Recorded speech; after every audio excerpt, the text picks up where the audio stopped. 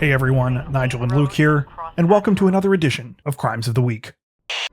Before we get to today's video, we wanted to announce that Crime Zone's official Patreon page is now live. In addition to ad-free videos and other extras, patrons will also get access to weekly bonus videos for our Crimes of the Week and Crimes of the Week International series. So if you want even more Crime Zone content, head over to patreon.com/crimezone for exclusive cases not featured in today's video.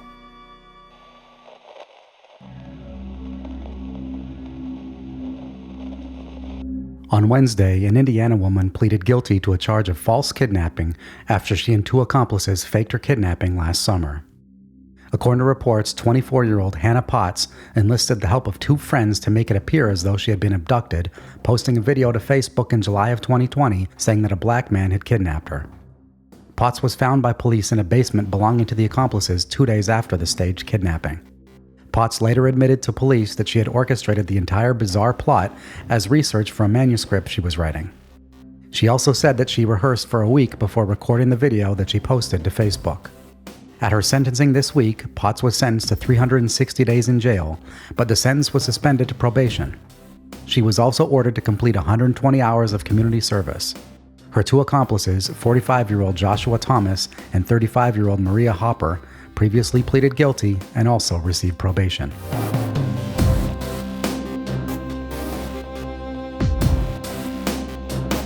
Representatives from the Georgia Bureau of Investigation say that they are currently searching for at least 4 suspects in connection with the murder of 37-year-old rideshare driver Rosanna Delgado. On April 16th, Rosanna disappeared shortly after 7 p.m. She spoke with her husband, informing him that she planned to be home for dinner that night and that she was just picking up her last passenger for the local rideshare service she worked for. After that, she was never heard from again. Rosanna was last captured on surveillance video at a Ross store in the city of Chamblee. When Rosanna failed to return home, her husband tracked her phone to a house in Decatur, and then to a public storage facility in Covington Highway. A bloody face mask was found at the scene, but there was no sign of Rosanna Delgado. 4 days later, Rosanna's body was found during a welfare check of a home in Cherry Log, in an area reportedly more than 100 miles away from where she had last been seen alive. Following the discovery of the body, the GBI issued murder warrants for 4 people believed to be involved in the case: 30-year-old Megan Colon, 35-year-old Juan Ayala Rodriguez, 26-year-old Manuel Garcia, and 29-year-old Mario Barbosa Juarez. They also announced that they were looking for a 5th suspect who was not named. Then, this past Friday, authorities gave another update, announcing that they had made their first arrest in the case. A 28-year-old man named Calvin Harvard was charged with tampering with evidence and theft by receiving stolen property. It is unclear if Harvard was the 5th suspect investigators were initially looking for, but authorities said they expect further charges to be levied against him. They also announced that vehicles belonging to 2 of their 5 suspects had been recovered, along with Rosanna's red Ford Focus. Anyone with information about the case or the whereabouts of the 4 suspects have been encouraged to reach out to the Georgia Bureau of Investigation.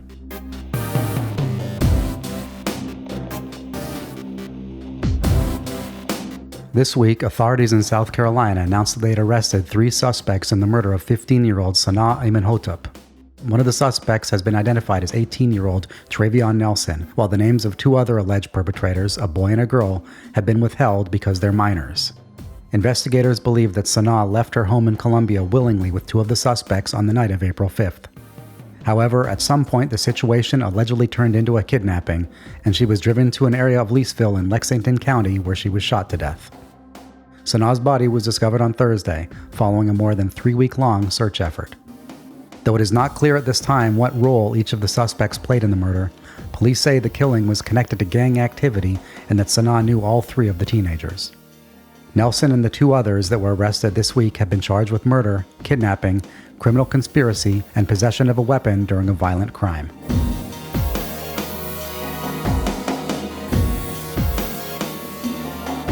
Los Angeles police say that 3 people are dead, including the gunman, after a man went on a shooting spree early on Tuesday morning.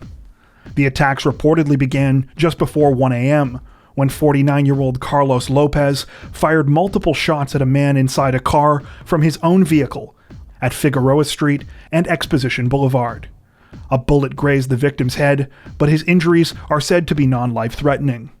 The man's dash cam captured Lopez's license plate and helped police to identify his white Jeep Cherokee. According to police, roughly 10 minutes after the first shooting, Lopez pulled up to a Starbucks drive-thru where 24-year-old Alexis Carbajal was waiting in line with his wife.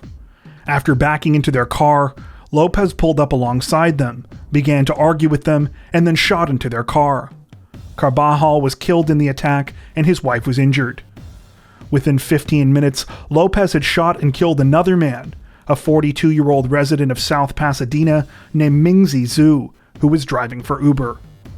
After that, he shot at 2 other people in their cars, hitting one vehicle and missing another, as police successfully tracked him down.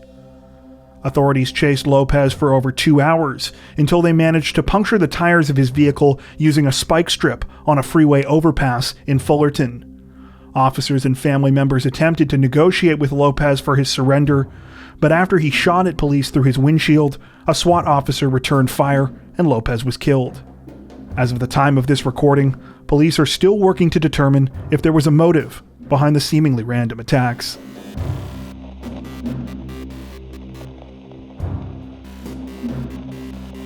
On Monday, police in New Orleans announced that they were searching for a man dressed in a Chewbacca costume who was accused of stabbing someone the previous weekend. The incident reportedly unfolded just before 9 p.m. on April 24th, when the man, who is believed to be a street performer, got into an argument with someone on the 700 block of Toulouse Street in the city's French Quarter. The man dressed as Chewbacca stabbed the victim during the argument. Investigators have since released a photo of the suspect, fully dressed in the costume, and was asking for the public's help to make an identification. They also said that the head of the costume flew off sometime during the altercation, and that the suspect was a man who appeared to be in his 20s. Anyone with information about the case is encouraged to contact the New Orleans Police Department or to call Crime Stoppers.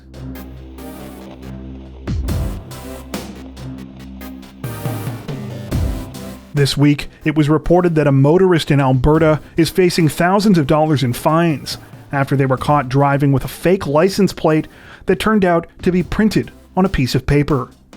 The bizarre incident was announced in a Facebook post from Alberta RCMP, who say that last month, a traffic officer noticed a vehicle with a tinted license plate cover traveling on Queen Elizabeth Highway 2 near Leduc. When the driver was pulled over, the officer ran the vehicle's license plate, only to discover that it didn't exist. When questioned about the situation, the motorist not only admitted that the vehicle wasn't registered and that they were driving without insurance, but that the fake license plate was actually a piece of paper. The driver had printed the image on the paper, attached it to an I Heart My Car vanity plate, and hidden the whole thing behind the tinted cover. According to the RCMP, the initial fines issued to the driver totaled just over $2,000. However, they still have to appear in court for driving without insurance. If convicted, the minimum fine for that offense is $2,875.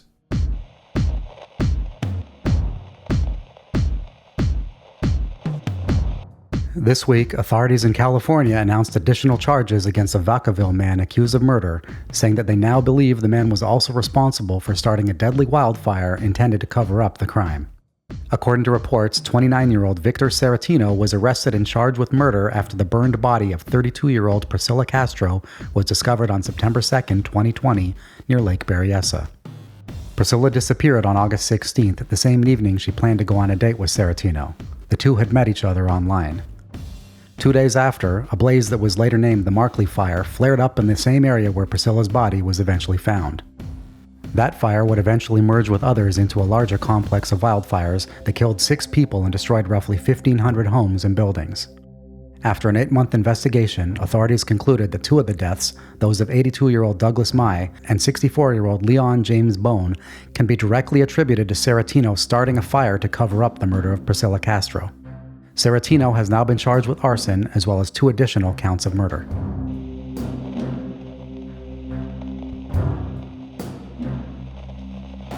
Representatives from the Brown County Sheriff's Office in Wisconsin say that 3 people are dead and another person is seriously injured after a shooting at the Oneida Casino Complex on Saturday.